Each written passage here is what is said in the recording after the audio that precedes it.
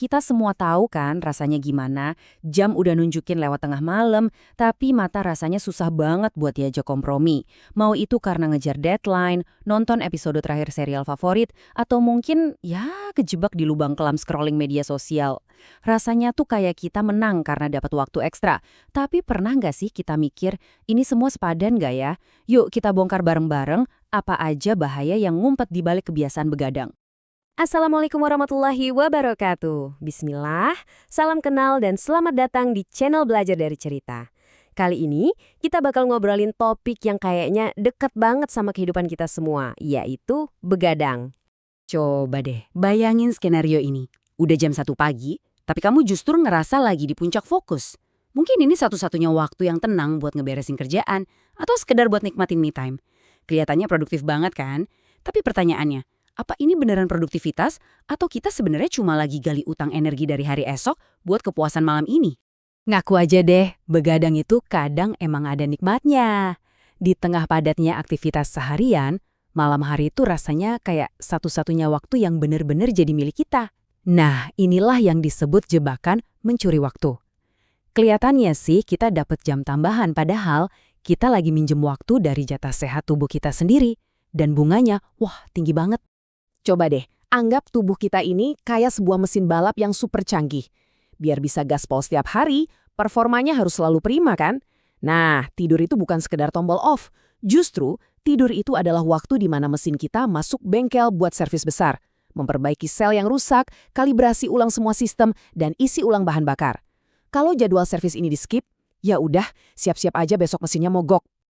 Terus, apa yang terjadi kalau kita maksa mesin ini buat lembur terus-terusan tanpa servis? Seluruh sistem di dalam tubuh kita mulai kacau balau.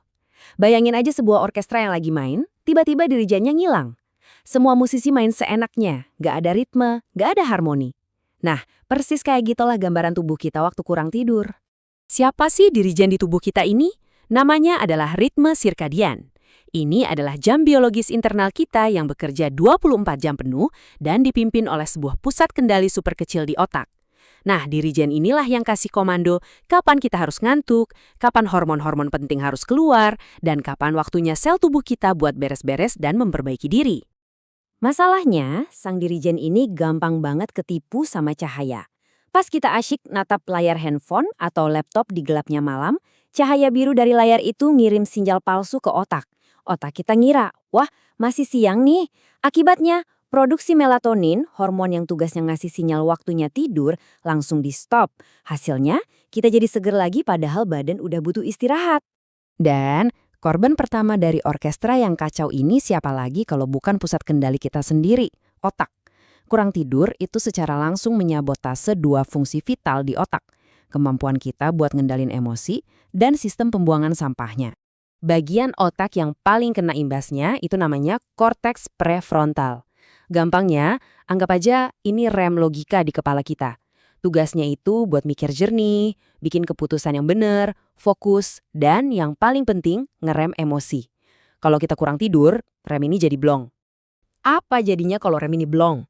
Ya, efeknya langsung kita rasain besok paginya. Pas di kelas, rasanya penjelasan guru itu cuma numpang lewat. Kita jadi gampang banget tersinggung atau baper cuma karena masalah sepele. Keputusan yang kita ambil jadi ngawur. Dan yang paling nyebelin, materi pelajaran yang udah susah-susah dihafal semalaman buat ujian, tahu-tahu hilang gitu aja. Dan ada lagi yang lebih serem. Waktu kita tidur nyenyak, otak kita itu ngaktifin tim kebersihan internalnya. Tugas mereka adalah nyiram dan ngebersihin semua sampah beracun sisa metabolisme yang numpuk di otak seharian. Kalau kita begadang, tim kebersihan ini jadi gak bisa kerja. Sampah numpuk terus, dan dalam jangka panjang penumpukan inilah yang dihubung-hubungkan dengan risiko penyakit otak serius seperti Alzheimer. Tapi kerusakan akibat begadang ini nggak berhenti di otak aja loh. Pelan-pelan tapi pasti, kebiasaan ini mulai menggerogoti sistem tubuh kita yang lain.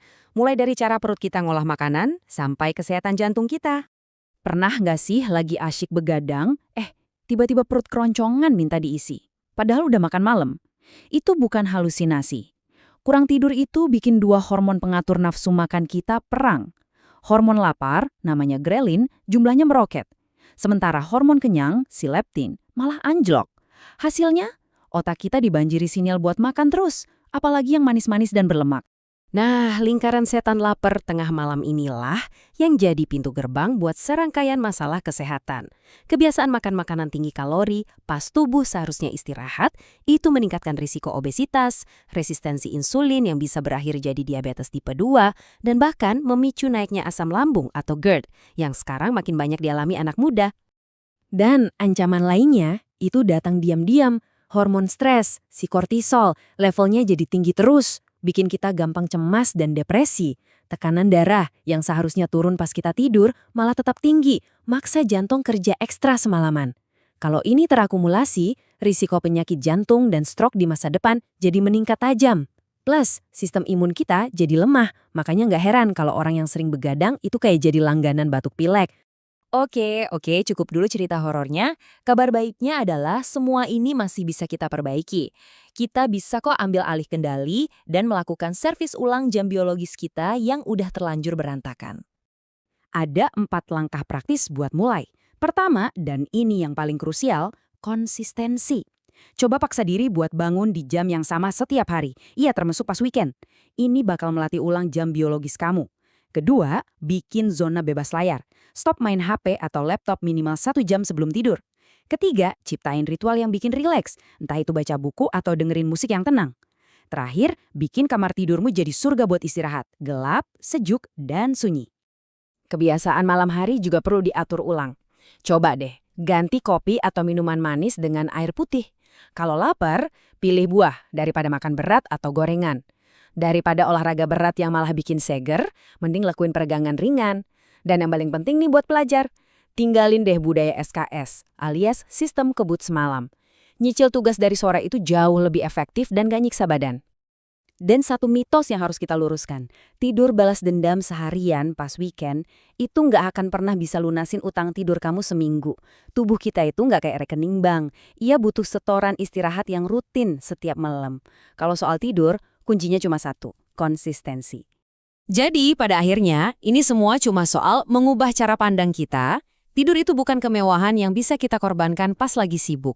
Tidur adalah fondasi dari kesehatan fisik kita, kejernihan pikiran kita, dan produktivitas kita yang sesungguhnya. Kalau fondasinya goyah, semua yang kita bangun di atasnya juga bakal gampang ambruk. Terima kasih banyak sudah menyimak. Semoga obrolan kita kali ini bisa jadi pengingat buat lebih sayang sama waktu istirahat kita. Jaga baik-baik mesin tubuhmu biar performanya selalu prima. Salam!